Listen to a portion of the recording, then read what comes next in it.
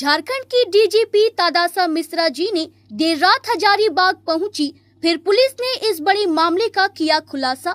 आरोपियों ने पहले घटना को अंजाम दिया, फिर साक्ष्य छुपाने और मामले से ध्यान भटकाने के लिए इसे अलग रंग देने की भरपूर कोशिश की, लेकिन कानून के हाथ लंबे होते हैं वो इस घटना में भी दिख गया।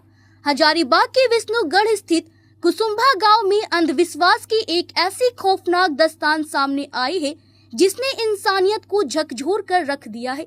एक मासूम नाबालिग बच्ची जिसे अपनी मां के आंचल में सबसे ज्यादा सुरक्षित होना चाहिए था, वह अपनी ही सगी मां और एक तांत्रिक महिला की क्रूर इरादों की भेंट चढ़ गई। इस हृदय विदारक घटना को तांत्रिक क्रियाओं और नरबली के नाम पर अंजाम दिया गया, जहां बच्ची की मां रेशमी देवी अपनी बेटी की बीमारी ठीक कराने के लिए तांत्रिक भक्तिनी की झांसे में आ गई। अष्टमी की काली रात को जब पूरा गांव उत्सव में डूबा था, तब एक घर के भीतर मासूम की चीखें अंधविश्वास के शोर में दबा दी गई।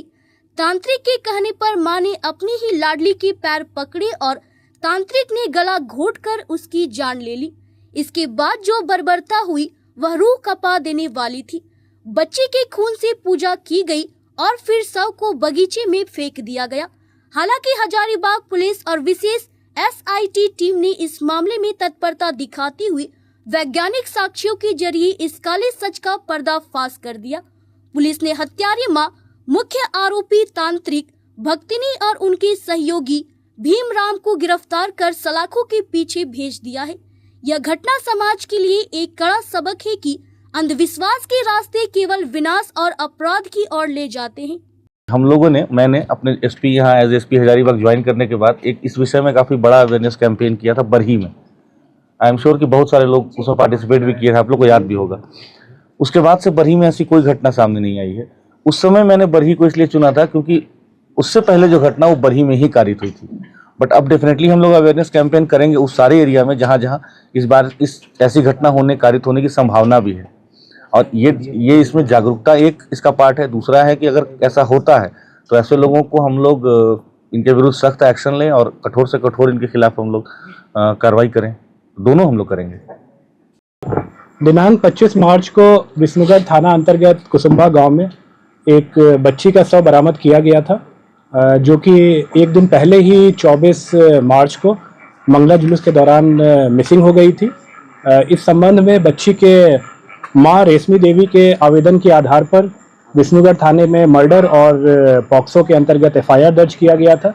मामला चूंकि काफ़ी गंभीर था और इस केस में करीब करीब किसी प्रकार का कोई आई विटनेस और कोई परिवार की तरफ से भी कोई स्पष्ट बताया नहीं जा रहा था, इसलिए पुलिस के द्वारा सभी पहलुओं पर काम किया गया। विभिन्न प्रकार के टेक्निकल एविडेंसेस पे काम किया गया, कई प्रकार के फॉरेंसिक एविडेंसेस कलेक्ट किए गए, कई लोगों से पूछताछ किया गया जो कि किसी न किसी रूप में हमें कोई इन्फॉर्मेशन दे सकते थे। सभी से पूछताछ किया गया। अंततः पुलिस के द्वारा इस घटना में सम्मिलित 3 व्यक्तियों को आइडेंटिफाई किया गया और मर्डर कब और कैसे हुआ ये हम लोग अनुसंधान के दौरान पता कर पाए। जो 3 व्यक्ति जिनको कि गिरफ्तार किया गया है उसमें एक मृतका की अपनी माँ रेशमी देवी है। उसके अलावा गांव की ही एक महिला शांति देवी है, जो कि उनको भगतनी भी कहा जाता है और उनके द्वारा मुख्य रूप से तंत्र मंत्र इत्यादि का काम किया जाता है। और तीसरा व्यक्ति इसमें जो शामिल था वो था भीमराम। ये तीनों एक ही गांव के रहने वाले थे।